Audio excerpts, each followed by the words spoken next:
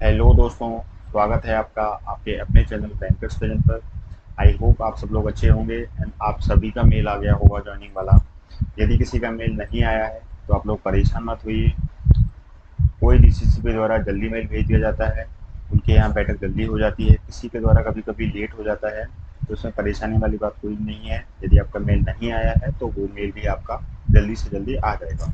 कुछ लोगों का डाउट था कि सर जो फॉर्म मिला है ना, ज्वाइनिंग फॉर्म जो हमें मेल के द्वारा आया है, उसको सर भरने में प्रॉब्लम आ रही है। उसमें क्या बनना है, कैसे बनना है, वो हमें नहीं समझ में आ रहा है। तो मैंने सोचा एक सेपरेट वीडियो बना दूँ जिससे सभी लोगों को एक साथ में हेल्प हो जाए उस चीज़ों की, क्योंकि मैं सभी को एक एक से रिप्लाई नहीं कर पा रहा हूँ अभी। इसलिए मैंने सोचा कि सबके लिए अलग से वीडियो बना देता हूँ, जिससे सिर्फ आप सब लोगों को हेल्प हो जाएगी। तो चलिए फॉर्म को स्टार्ट करते हैं। भरना क्या उसमें भरना है, क्या नहीं भरना है। तो देखिए, सबसे पहले हम स्टार्ट करते हैं अनुप्रमाणन फॉर्म। अनुप्रमाणन का मतलब क्या होता है कि जो भी आपके बारे में जानकारी है, आपने कहाँ पढ़ाई की, कहाँ पे आप रहे, ठीक है, वो सब के बारे में आपकी जानकारी देता है अनुप्रमाणन फॉर्म। ठीक है, कहाँ आप रहे, क्या आपके पिताजी के बारे में, कितनी आपकी ज़मीन है, क्या है, वो सब आपके बारे में जानकारी देता है। ठीक है, तो चलिए पहले इसी से स्टार्ट करते हैं। तो देखिए, इसमें पहले चेतावनी दी गई है कि अनुप्रमाणन फॉर्म में असत्य जानकारी देना या किसी तथ्यात्मक जानकारी को छिपाना अनर्हता मानी जाएगी, और ऐसा करने से उम्मीदवार शासन के अधीन नियोजन के लिए अनुपयुक्त ठहराया जा सकेगा। मतलब इसमें आपने यदि कोई जानकारी गलत दे दी तो आपका कैंडिडेचर भी रद्द कर दिया जाएगा। और ये ऐसा नहीं है कि आज ही कर दिया जाएगा, ये आपका कभी भी किया जा सकता है। मतलब जैसे आपने आज कोई जानकारी गलत भरी और आज से 2 साल बाद आपकी जानकारी कोई गलत पाई जाती है, जो कि बहुत ज़्यादा सीरियस ऐसी गलती है जो आपने जानबूझकर की है, तब भी आपका कैंडिडेचर रद्द कर दिया जाएगा। इस बात का आप ध्यान रखना। तो इसमें जो भी जानकारी भरना वो आप सही सही भरना। दूसरी शर्त यही है कि नज़रबंद या गिरफ्तार किया जाता है या मुकदमा चलाया जाता है या उसे बंदी बनाया जाता है तो उसको जुर्माने के दोषित पाया जाता है, तो उसे विवर्जित किया जाता है या दोष मुक्त आदि किया जाता है, तो ब्यौरे यथास्थिति राजलोक सेवा उस प्राधिकारी को जिसे अनुप्रमाणन में पहले भेजा गया हो तत्काल सूचित किए जाने चाहिए। मतलब आपको पहले मुकदमा मुकदमा चला हो, तो वो सब चीज़ें हैं इसमें। तो चलिए मेन अपने जहाँ से भरना है अपने को वहाँ से स्टार्ट करते हैं। देखिए, सबसे पहले क्या है इसमें, पूरा नाम। तो पूरा नाम मतलब जो आपका नाम है वही आपका बनना है। सरनेम है आपका तो सरनेम बनना है। कुल उपनाम, पूरा नाम स्पष्ट अक्षरों में पहले आपका बनना है कुल नाम। मतलब कि सरनेम, जैसे कि आप शर्मा लिखते हो या कोई गुप्ता लिखता है या कोई लिखता है, तो वो यहाँ पे कहाँ कहाँ भरा जाएगा, आपका सरनेम भरा जाएगा आपका पहले। पहले नाम मत भर लेना, पहले भरा जाएगा इसमें सरनेम। इसमें भरा जाएगा आपका नेम। ठीक है, तथा उपनाम यदि कोई हो तो किसी भी व्यवस्था में अपने नाम का कुल नाम में कुछ जोड़ा हो या हटाया हो तो कृपया उसका उल्लेख कीजिए। तो मतलब कभी आपने कुछ घटाया हो, जैसे कुछ कुछ लोग कुमार लिखते हैं फिर उसको बाद में हटवा देते हैं, तो उस चीज़ का विवरण आप दे सकते हैं। वैसे कोई ज़रूरी नहीं है, जो आज की डेट में आपकी मार्कशीट में हो वो आप इसमें लिख सकते हैं। वर्तमान पता, जहाँ पे आप रह रहे हैं, और वो सब चीज़ें यहाँ पे डालना है आपको। घर का पता, तो जो यदि आप घर का मतलब वर्तमान पता आप वर्तमान में कहीं और रह रहे हैं और घर का पता आपका अलग है, तो आप अलग अलग भर देना, नहीं तो दोनों में सेम भर देना।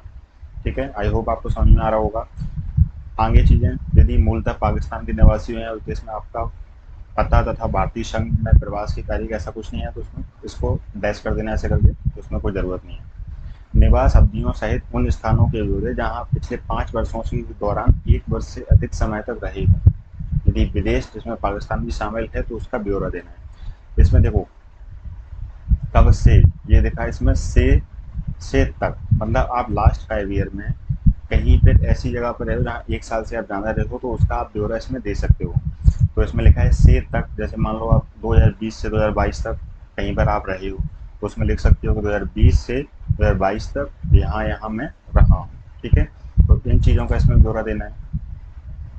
अब आगे क्या बोला है इसमें, पिता का नाम, पिता का पूरा नाम तथा उपनाम यदि हो तो, मतलब पिताजी का अपना आपको पूरा नाम, जैसे जो भी आपके पिताजी का नाम हो वो यहाँ पे बनना है आपको। वर्तमान डाक पता, जो भी उनका वर्तमान डाक पता हो। घर का स्थायी पता, वही चीज़ है, यदि आपके दोनों चीज़ें अलग अलग हैं, वर्तमान पता और घर का पता, तो आप अलग अलग भर सकते हैं। और यदि आपका सेम है तो आप कोई दिक्कत नहीं है, आप एक ही भर सकते हो। ठीक है, तो इसमें कोई प्रॉब्लम वाली बात नहीं है। अब देखिए इसमें, ये आई थिंक इन्होंने पेज गलत जोड़ दिया है, क्योंकि जो हमारा ऊपर वाला पेज था वो हमारा 2 था और इसके बाद सीधा इन्होंने 4 दे दिया। ये इंदौर का जर्नल लेटर है। तो अब चलते हैं पहले पेज नंबर 3 पे ये है। व्यवसाय, जो आपके यदि पिताजी व्यवसाय करते हैं तो उसका उसकी जो आपका विवरण है वो देना है। यदि किसी सेवा में हो तो उसका पदनाम तथा कार्यालय का पता दीजिए, मतलब आपके पिताजी कोई जॉब करते हैं तो उसके बारे में इस यहाँ पे भरना है। ठीक है।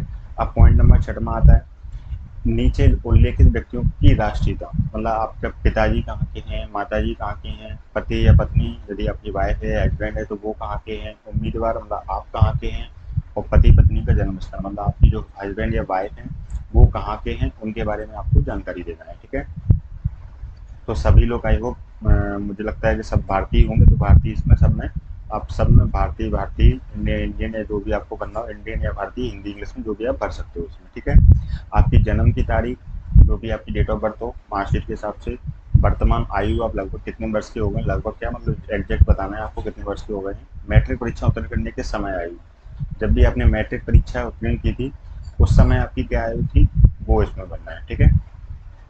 जन्म स्थान, जिला तथा राज्य जिसमें वह स्थित हो, तो जन्म स्थान मतलब जहाँ पर आपका हुआ हो, कौन सा जिला है वो, और कौन सा राज्य है उसका आपको ब्यौरा देना है। वह जिला तथा राज्य जहाँ के आप निवासी हैं, और यदि आप कहीं और के निवासी हैं तो आप इसमें वो भर सकते हो, जैसे आप कहीं बाहर के हैं लेकिन एमपी में आके रह रहे हैं कई सालों से, तो वो आपने ऊपर वाले में भर दिया, लेकिन यदि आप और कहीं के निवासी हैं तो आप इसमें भर सकते हैं। ठीक है। आपका धर्म क्या है, हिंदू मुस्लिम सिख ईसाई जो भी हो आप हो। क्या आप अनुसूचित जाति अनुसूचित आदिम जनजाति के सदस्य हैं, यदि हाँ तो आपको उस जाति का नाम लिखना है, और यदि नहीं तो कोई दिक्कत नहीं, तो आप बहस कर सकते हो उसको। शैक्षणिक अर्हताएं, वर्ष सहित उन स्थानों के नाम दीजिए जहां आपने शालाओं और महाविद्यालयों में 15 वर्ष की आयु से अध्ययन किया हो। अब वही हम उसी पेज पर वापस चलते हैं जहाँ पर हमें पहले इन्होंने ये लगा दिया था, ये वाला। तो देखो शाला और महाविद्यालय का नाम लिखना है। 15 वर्ष की आयु से लगभग लगभग आपने 8 या 8 क्लास या 10th क्लास में आप 15 ईयर्स में 15 ईयर की आयु के बाद आप पढ़े होगे, तो यहाँ से आप उसका बोरा दे सकते हो नंबर 1 करके। ठीक है। शाला महाविद्यालय का नाम जहाँ पर आपने पढ़ा हो, प्रवेश की तारीख, देखो तारीख अगर एग्जैक्ट ना हो तो आप सन भी लिख सकते हो इसमें। ठीक है। जैसे आप 10th में हो तो 2009 2010 है ना। शाला महाविद्यालय छोड़ने का तारीख तारीख यदि हो तो अच्छी बात है, यदि ना हो तो आप उसमें मतलब उसका सन भी लिख सकते हैं। ठीक है। और उत्तीर्ण परीक्षा। ठीक है। तो ऐसे ही इसमें 10th 12th 8 मतलब 15 वर्ष की आयु के बाद जो जहाँ जहाँ जहाँ जो जो आपने शैक्षणिक अर्हताएं प्राप्त की हैं वो सबका ब्यौरा इसमें देना है आपको। 10th का 12th का, आपकी बैचलर डिग्री का, यदि पोस्ट ग्रेजुएशन हो तो उसका, कोई डिप्लोमा किया हो तो उसका, सब चीज़ें इसमें आप इसमें दे सकते हैं। ठीक है। यदि आप कभी नियोजित रहे हो तो तत्संबंधी के द्वारा, तो मतलब कि यदि आपने कहीं जॉब की हो तो उसका आप इसका उसका इसमें ब्यौरा दे सकते हो। नियोजित का मतलब यदि आपने कहीं पर इसका जॉब, कहीं पर भी आपने जॉब की हो तो धारित पद का नाम या कार्य का स्वरूप, मतलब जो भी आपने जो कि आपका पद रहा हो, अवधि मतलब कब से और कब तक आपने वो जॉब की, जैसे आपने 2 साल कहीं जॉब की, 3 साल जॉब की, तो आप उसका इसमें लिख सकते हैं, आपका एक्सपीरियंस काउंट हो जाएगा, है ना। कार्यालय फर्म अथवा संस्था का पूरा पता जहाँ पर भी आपने जॉब की हो, और पिछली सेवा छोड़ने का कारण, तो ये चीज़ें आपको इसमें बतानी पड़ेगी। मतलब कुल मिलाकर ये है, अनुप्रमाणन फॉर्म में आपको जो भी आपके बारे में A to Z जानकारी होती है वो आपसे ये लेते हैं। ठीक है। अब 12 काम में क्या है कि आप कभी गिरफ्तार किए गए हैं, क्या कभी अभियोजन चलाया गया है, क्या आप कभी निरुद्ध किए गए हैं, मुकदमा चलाया गया है, या कोई परीक्षा में बैठने से वर्जित किया गया है, तो ऐसा कुछ नहीं, तो आप नहीं लिख सकते हो यहाँ पे। ठीक है। नहीं लिख सकते हैं, या क्रॉस का निशान लगा सकते हैं।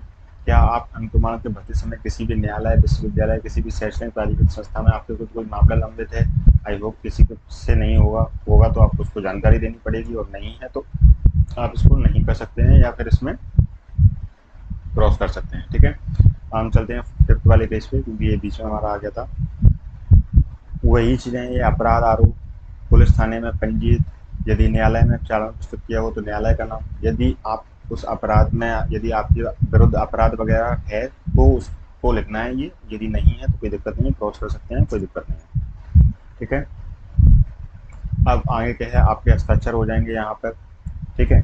आपके मोहल्ले के 2 उत्तरदायी व्यक्तियों या 2 निरीक्षियों के नाम जो आप को जानते हो, मतलब कोई भी आपका मोहल्ले का जो भी आपके रेपुटेटेड लोग हों उनका आप इसमें नाम लिख सकते हैं। ठीक है।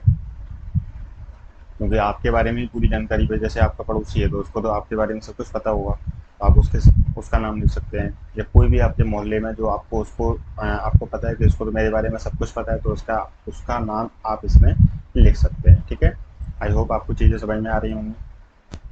अब वही है कि मैं प्रमाणित करता हूँ कि पूर्ववर्ती जानकारी जहाँ तक मुझे पता है और जहाँ तक मेरा विश्वास है सही और पूरी है। मैंने किन्हीं भी परिस्थितियों से अवगत नहीं हूँ जिनके कारण शासन के अधीन नियोजन पाने के लिए मेरी उपयुक्तता क्षीण होती हो। तो जो भी जानकारी आपने भरी है वो सब सही है। अब देखिए इसमें देखो यहाँ पे लिखा हुआ है ये चीज़ कि यदि उपयुक्त जानकारी उपयुक्त जानकारी किसी सारभूत तथ्य के सत्य अपूर्ण पाई तो नियुक्ति प्राधिकारी को बिना सूचना किए या बिना कारण बताए मेरी सेवाएं समाप्त करने का अधिकार होगा और निर्णय उस पर बंधनकारी होगा। तो यही मैं आपसे बोल रहा था कि इस फॉर्म में जो भी भरना आप सब सच भरना, कोई चीज़ इसमें छुपाना मत, क्योंकि कल के दिन कोई चीज़ पता पड़ गई तो आपको प्रॉब्लम हो सकती है। तो इसीलिए मेरा ये मानना है कि जो भी आप इसमें भरें वो एकदम सही भरें। चलिए अब यहाँ पर आपकी साइन हो जाएंगे। अब आगे चलते हैं पदनाम प्रमाण पत्र। अब देखिए इसमें क्या है, प्रमाण पत्र निम्न व्यक्तियों में से किसी एक के हस्ताक्षर होने चाहिए। मतलब एक प्रमाण पत्र बनना है आपका जिसमें कोई भी गैजेटेड अधिकारी जैसे केंद्रीय राज शासन का राजपत्रित अधिकारी हो, संसद या राज्य विधानमंडल का सदस्य हो, सब डिविजनल मजिस्ट्रेट या अधिकारी हो, है ना। तो ये इन्होंने फिर से ये पेज गलत लगा दिया है। मैं आपको वही वाले पेज पे ले चलता हूँ जहाँ पर ये है, क्योंकि इसमें काफ़ी सारे ऑप्शन थे।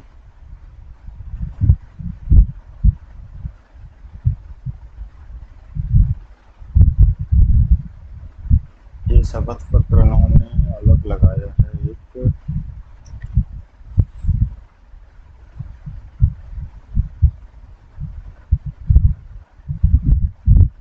वो मैं शपथ पत्र आपको दिखा दूंगा। इन्होंने शायद पेज कट करके दिया है। ठीक है, चलिए आगे बात करते हैं कि ये जो 100 रुपए के स्टाम्प पे बनना है, इसमें लिखा हुआ है कि 100 रुपए स्टाम्प 100 रुपए। ये जो शपथ पत्र है वो आपको 100 रुपए के स्टाम्प पे बनवाना है, जिसमें आपका एक फोटो रहेगा यहाँ पे। ठीक है, जिसमें लिखा रहेगा कि मैं आपका नाम, आयु, पिता पुत्र मतलब आपके पिताजी का नाम, निवासी आप जहाँ पे भी हों, यह है कि मेरा चयन पदनाम बैंकिंग सहायक के पद पर हुआ है या कंप्यूटर ऑपरेटर, जो भी है आपके उसमें लिखा हो, जो आपका ज्वाइनिंग लेटर आया है उसमें लिखा हो वही आप इसमें लिख देना है। तो बैंकिंग सहायक, कहीं कहीं बैंकिंग सहायक लिखते हैं, कहीं कहीं कंप्यूटर ऑपरेटर लिखते हैं, कहीं कहीं क्लर्क लिखते हैं, तो सारी चीज़ें इसमें चलती हैं। अब इसमें जो भी शर्तें हैं यह है कि मेरा चयन पदनाम इसके पद पर हुआ है। ठीक है, यह है कि मेरा चरित्र उत्तम है, मतलब वही सारी 1 से 9 तक शर्तें हैं, वो सब आप पढ़ लेना, क्योंकि इस पढ़ने में कई क्यों फालतू में टाइम वेस्ट करना, जो आपके लिए इंपॉर्टेंट है वो मैं आपको बता रहा हूँ। यहाँ पर आपके साइन हो जाएंगे, यहाँ पर आपके साइन हो जाएंगे, और यहाँ पर आपका नाम लिख जाएगा, है ना। दिन का सत्यापन, आज दिनांक, जब भी आप वहाँ पर जाओ वहाँ की डेट लग जाएगा, डेट लग जाएगी। ठीक है, अब आती है सर्विस कम सिक्योरिटी बॉन्ड पर। तो देखिए ये जो आपका ज्वाइनिंग लेटर है उसमें लिखा हुआ है कि 1,000 रुपये नॉन जुडिशियल जो स्टाम्प है उस पर ये बनवाना है आपको। तो कहीं कहीं 50,000 रुपये का ही है, ये 50,000 रुपये का ही लगा है, लेकिन कहीं कहीं टाइम का डिफरेंस है, कहीं कहीं 1 साल का है, कहीं कहीं 3 साल का है, कहीं कहीं 5 साल का होता है। तो अलग अलग डिफरेंस है। ये इंदौर का है ज्वाइनिंग लेटर, तो इंदौर में ये 1 साल का किया गया है। अब इसमें देखिए क्या है, ये आपको नॉन जुडिशियल स्टाम्प पे बनवाना है 1,000 रुपये की। ई स्टाम्प पे मिलेगा, क्योंकि इतने बड़े बड़े स्टाम्प आजकल मिलते नहीं हैं। आप वहाँ पर जाएंगे या आप पहले भी उसको बनवा सकते हैं, ई स्टाम्प बन जाएगा आपका 1,000 रुपये का। ठीक है, तो देखिए इसमें क्या है, वे एंड आई कंसिडरेशन, ये तो इसमें ऊपर दिया गया है वही ग्रेड पे वगैरह। आई मतलब आपका नाम आ जाएगा इसमें, आपके पिताजी का नाम आ जाएगा, एज आ जाएगी आपकी इसमें, रेसिडेंट ऑफ आपका इसमें एड्रेस आ जाएगा, यहाँ पर आपका एड्रेस आ जाएगा। I hereby undertake and agree to serve the faithfully to our said bank and a minimum period of 1 year। देखो इसमें कितने साल का है, 1 year vacant from the date of my entry into the service of the bank with posting in its branch of the Indore Premier Cooperative Limited Indore, situated anywhere in district according to the need of the bank and exigency of service I may hereafter be posted। मतलब आप मुझे कोई भी bank दी जा सकती है ज़रूरत के हिसाब से। ठीक है, अब इसमें और वही चीज़ें हैं, 50,000 रुपये का डिपॉजिट है। देखो ये मैंने आपको बताया था कि आपकी एफडी होगी। I authorize the bank to forfeit the amount of given as joint FDR with the bank. Bank के साथ आपकी जॉइंट एफडी होगी विद 50,000 रुपये डिपॉजिट बाई मी और recover the amount payable to me by the bank. ठीक है, अब इसमें लिखा है I further agree to serve faithfully and be bound by the usual terms and condition of the service of the bank applicable to its employee from time to time. मतलब जो भी employer की आपकी कंडीशन आएंगी time to time वो आपको माननी पड़ेंगी। वेयर इज श्री आपका नाम आ जाएगा इसमें, और recruited by the bank as clerk या computer operator, and the bank will be spending considerable sum of on his training. मतलब इसमें ऐसा लिखा है कि वो आपकी ट्रेनिंग पे भी इस पैसे को खर्च कर सकते हैं, बट ऐसा कुछ नहीं है, वो आपको मिल जाता है बाद में, लेकिन कंडीशन तो लिखनी पड़ती हैं। ठीक है, बस यही चीज़ें हैं इसमें। यहाँ पर आपका नाम आ जाएगा, ठीक है, और ये इसमें लिखा है देखो, where is it was further stipulated that आपका नाम should execute a bond that in case of breach of terms and conditions here and before stipulated Shri, मतलब यहाँ पर भी आपका नाम आ जाएगा, should pay to the bank a sum of 50,000 rupees in the form of FDR in joint name with the bank by way of liquidated damages caused to the bank on account of breach of the terms and expenditure incurred on the training which will be imparted to him. Where is आपका नाम आ जाएगा यहाँ पर फिर से, accepted the appointment on these terms amongst others. मतलब यदि आप कोई भी गलत काम करते हैं, कोई भी आपकी वजह से बैंक को नुकसान होता है, तो आपकी 50,000 रुपये की एफडी जो आप बनवा रहे हैं वो बैंक रख सकती है, और यहाँ पर आपका नाम आ जाएगा। ये आप अपॉइंटमेंट की जो एक्सेप्टेड कर रहे हैं, जो भी इनकी शर्तें हैं, ठीक है, और ऐसी ही शर्तें लिखेंगे, इसमें लगभग हर जगह आपका नाम ही आना है। ये यहाँ पर भी आपका नाम आएगा, ठीक है, और ये यहाँ पे सब में आपका नाम ही आना है, इसमें भी आपका नाम आना है। तो ये आप देख सकते हैं, इसमें कोई वो नहीं है। 1,000 रुपये के ये आपके 2 विटनेस लगेंगे, कोई किसी से भी आप विटनेस करवा लेना, कोई दिक्कत नहीं है। सिग्नेचर ऑफ द कैंडिडेट आपके सिग्नेचर होंगे, बस वही चीज़ें, इसमें भी आपके सिग्नेचर होंगे, 2 विटनेस। आप देखो ये है एक सच्चरित्रता का प्रमाण पत्र। ये या तो कहीं कहीं पर इसको पुलिस वेरिफिकेशन बोला जा रहा है, कहीं पर। अब देखिए इसका क्या है कि यदि आप इसको पुलिस से करवाते हैं तो बहुत बढ़िया है आपके लिए, वहाँ पर मतलब पुलिस का तो 100% मान होना ही होना है। इसके अलावा यदि आप पुलिस का नहीं करवा पाते हैं इसको, तो आप जैसे कोई एमएलए हुआ, कोई विधायक हुआ आपके यहाँ का, है ना, कोई एमपी हुआ, ये यदि कोई रेपुटेटेड व्यक्ति है तो उसका भी आप इसमें भरवा सकते हैं, मतलब उससे भी आप इसमें साइन ले सकते हैं, और प्रमाण पत्र देने वाले के बारे में आप सारी जानकारी दे सकते हैं। मतलब क्या उसका नाम है, पिताजी का नाम है, क्या पद है उसका, व्यवसाय है, या पूर्ण पता उसका जो भी है वो आप इसमें भर सकते हैं। लेकिन मेरी बात मानिए तो सबसे बढ़िया यही रहेगा कि यदि आप पुलिस से करवाते हैं उसको तो वो सबसे बेस्ट है, ठीक है। चलिए अब आगे बढ़ते हैं। आई होप आप कुछ चीज़ें समझ में आ रही होंगी। तो यदि फिर भी आपको कोई डाउट हो तो आप मुझसे कमेंट सेक्शन में पूछ सकते हैं, मैं आपको बता दूंगा। अब आते हैं मेन जहाँ पर आप लोगों को दिक्कत आ रही है, ये चल अचल संपत्ति वाले फॉर्म है, ठीक है। इसमें सभी को लगभग दिक्कत आ रही है। देखो इसमें आपको क्या करना है, इसमें ये देखो, इसमें 3 फॉर्म है, फॉर्म 1, फॉर्म 2 एंड फॉर्म 3। पहला है अचल संपत्ति का। अचल संपत्ति क्या होती है? अचल संपत्ति जैसे मकान हुआ आपका, कोई जमीन हुई, तो वो होती है, क्या होती है आपकी अचल संपत्ति। दूसरा फॉर्म है इसमें चल संपत्ति का, जैसे आपके पास कोई कार है, बाइक है आपके नाम पे या आपके पिताजी के नाम पे है, तो वो होती है। तीसरा है आपका मतलब जो लोन वाला है वो है आपका, ठीक है। तो तीनों फॉर्म है, जो भी आपको जानकारी इसमें देनी है वो आप इसमें दे सकते हैं। जैसे कि अब ये है, जैसे आपके ये वाला क्या है, अचल संपत्ति वाला फॉर्म है ये, ठीक है। तो अचल संपत्ति में उस जिले में जहाँ ये आपको खाली छोड़ देना है, यदि वो बोले वहाँ पे तो नाम वगैरह भर लेना, क्योंकि अभी आपकी नियुक्ति वगैरह हुई नहीं है, ना आपका कोई वेतन है, तो आप इसमें कुछ नहीं बनना ऊपर, ठीक है। इसमें भी आपको कुछ नहीं बनना, इन इन चीज़ों में आपको ऊपर कुछ नहीं बनना अभी। यदि वो बोले तो वहाँ पे नाम वगैरह भर देना, नहीं तो कुछ नहीं बनना। अब यहाँ पे देखो, उस जिले उप संभाग तहसील तथा ग्राम का नाम जिसमें संपत्ति स्थित हो। मतलब यदि आपके नाम कोई मकान है, कोई भी चीज़ है आपका आपके नाम, तो आप उसका ब्यौरा इसमें दे सकते हैं। और यदि कुछ भी नहीं है तो उसको काट के आप इसको नील कर सकते हैं, ठीक है। और कोई चीज़ है आपके नाम या आपके पिताजी के नाम जिसका ब्यौरा आप देना चाहते हैं, तो आप उसको उसमें ग्रह तथा अन्न भवन भूमि, उसका वर्तमान मूल्य क्या हो सकता है, मतलब अप्रोक्सीमेट उसका मूल्य बता सकते हैं आप कि क्या उसका मूल्य है, और उसकी जानकारी इसमें दे सकते हैं। मतलब मकान वगैरह हुआ, कोई ज़मीन है, कोई प्लॉट है आपके नाम, ठीक है। अब आते हैं दूसरे फॉर्म पे, यहाँ आपके हस्ताक्षर हो जाएंगे, यहाँ पर है ना, नाम आपका लग जाएगा, पदनाम बोले कंप्यूटर ऑपरेटर क्लर्क। ठीक है। अब दूसरा क्या है फॉर्म इसमें, चल संपत्ति का। चल संपत्ति मतलब कोई कार है आपके पास, बाइक है, या कोई ऐसी चल संपत्ति है जिसका विवरण आप देना चाहते हैं। भले ही आपके नाम ना हो, आपके पिताजी के नाम हो, और यदि आप चाहते हैं कि उसकी जानकारी आप इसमें भरें तो आप इसमें भर सकते हैं, और नहीं तो आप इसको नील कर सकते हैं। ठीक है। पिताजी के नाम है तो कोई वैसे मतलब कंपलसरी नहीं है कि आपको भरना है, आपका मन है, यदि आप उसकी जानकारी इसमें देना चाहते हैं तो दे सकते हैं, और यदि आप नहीं देना चाहते हैं तो कोई ऐसा आपके पास बंधन नहीं है कि आप उसकी जानकारी इसमें दें। आपके नाम है तो आप इसमें दे सकते हैं। ठीक है। तीसरा फॉर्म है इसमें, इसमें एक शर्त ये भी है, चल अचल संपत्ति जो 1 लाख रुपए से अधिक का मूल्य रखती हो। चल अचल संपत्ति कोई भी चीज़ का विवरण दे रहे हैं, ऐसा नहीं 20,000 रुपये की मोटरसाइकिल है आपके पास और 20,000 रुपये के आप इसमें वो दे रहे हैं, 20,000 रुपये की मोटरसाइकिल, ऐसा नहीं है। उसकी कीमत 1 लाख रुपए से ज़्यादा होनी चाहिए। ठीक है। जैसे कार हुई तो उसकी, बाइक भी होती है आजकल 1 लाख रुपए से ऊपर। अब तीसरा है ऋण ग्रस्तता का विवरण। तो ऋण ग्रस्तता मतलब यदि आपके पास लोन है कोई, तो उसका विवरण इसमें देना है।